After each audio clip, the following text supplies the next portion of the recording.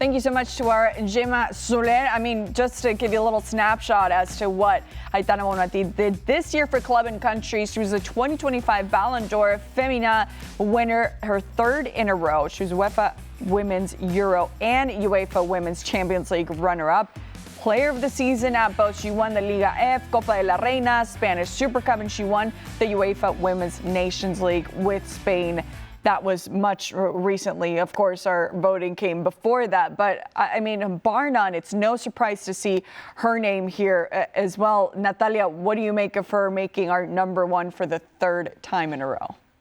Well, I want to clarify that was not only me who was voting for this list, because if we see the three players in the top, the people will think, hey, only Natalia made this decision. But no, there was a lot of people.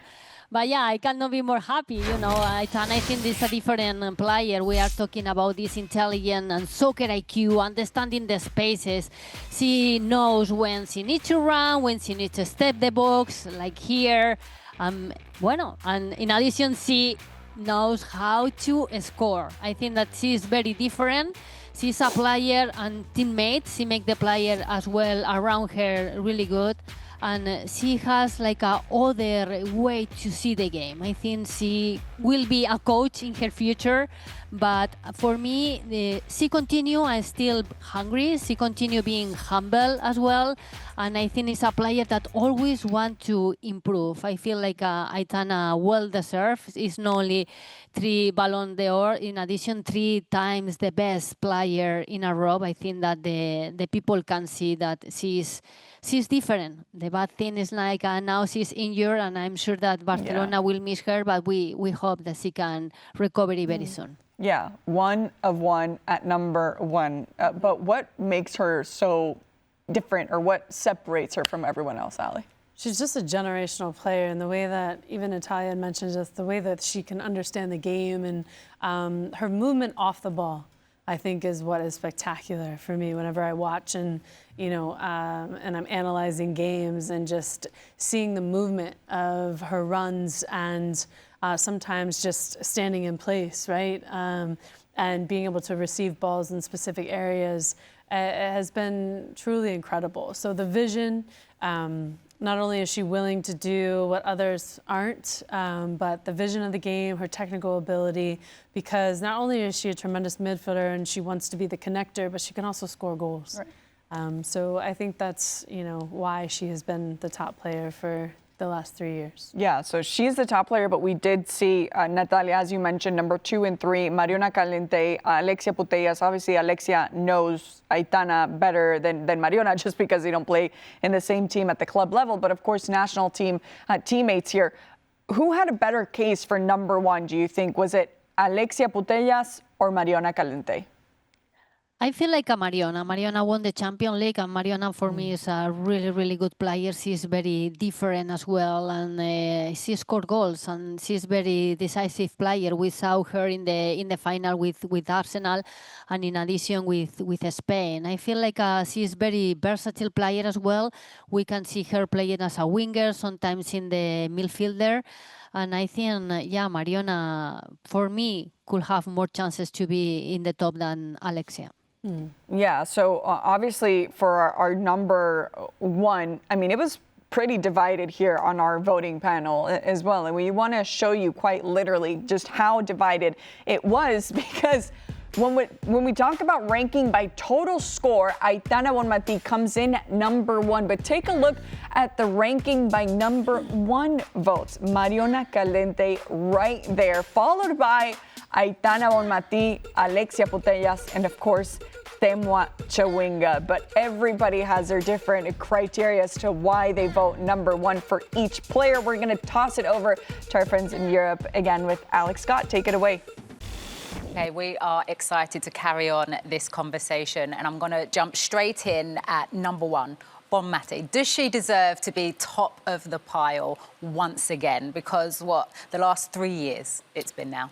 I think when I'm watching Bonmati live, she's my favourite player to watch, so I'm going to contradict myself. But I think if we're looking at the year, for me, Mariona Caldentey should have been given the best player, FIFA's best, and the Ballon d'Or. If we're looking at, Mariona Caldentey came from Barcelona, wins a Champions League against her former side. The year she had scoring goals, she was amazing. Now, football can divide opinions, can't it? And that doesn't mean I think Bonmati isn't good. I love her. I think she's amazing. But, like, they didn't win the Champions League. They didn't win the Euros. So how are they basing that? But then I'd argue that then why Caldentey and not Russo? Because Russo won the Champions League and the Euros of England and had huge impact in both of those teams and the success of that. Yeah. So for me, I'd say Russo should have been ahead, for sure. Number one. Should have won it, yeah. Really? Okay. Given the season she's had. Really? See, I think she has been a standout player in both of those teams' success, for me. Russo would be 2 for me. Yeah, but Caldentey, she lost in the final. And Russo played a huge part in that. But she won in the Champions League final. Sorry? Mariona Caldentey won in the Champions League final. Russo was playing in the same game, or did I miss something? Farah, are you saying that Russo controls a game and dictates all the players around her like a Bonmati or Caldentey does? They're different positions, right? So Caldentey's come from playing naturally off the left-hand side at Barcelona into Arsenal and had to adapt, because when she came, she wasn't given as much. And Arsenal found a position for her centrally. And actually, she's really grown into that position. And most of the controlled play comes from central midfielders, right? And that's why we look at them most. And then obviously, the second to that, we'll look at goal scorers. And then lastly, we'll look at probably goalies and, sorry, Nadem and Alex, but defenders, right?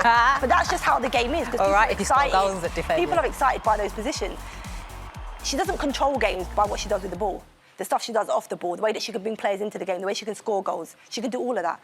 If you're talking about controlling a game, Bonmati does it the best, better than anyone. But not in that season, though, with but I'm just saying, Caldentey. Yeah, but Caldentey controls the game from central areas. So where would you... She doesn't do what Russo does. Right, but so I think Russo's impact was bigger last year than Caldentey for sure. Who's 2 for you? Because if you took, let me ask you something. If you took Caldentey, right, out of the Spain team, for example, and out of the Arsenal team last year, could they still have got to a Euro final and Champions League final? I don't think Arsenal get there. Would Arsenal get there if they took? Would England win it if they took Russo out?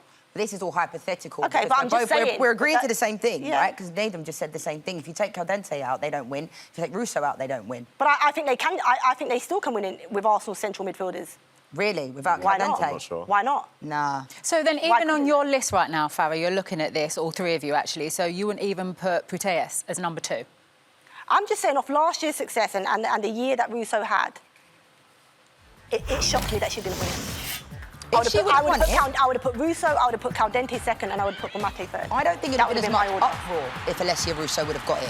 Do you get what I mean? If Alessia come first, and then Mariona Caldentey comes second, and then Bonmati third, I don't think people would have had such uproar. But I think because of the way that the list went, I think that's why it sparks debate, I think. I think I need to be convinced by the Russo thing, you know.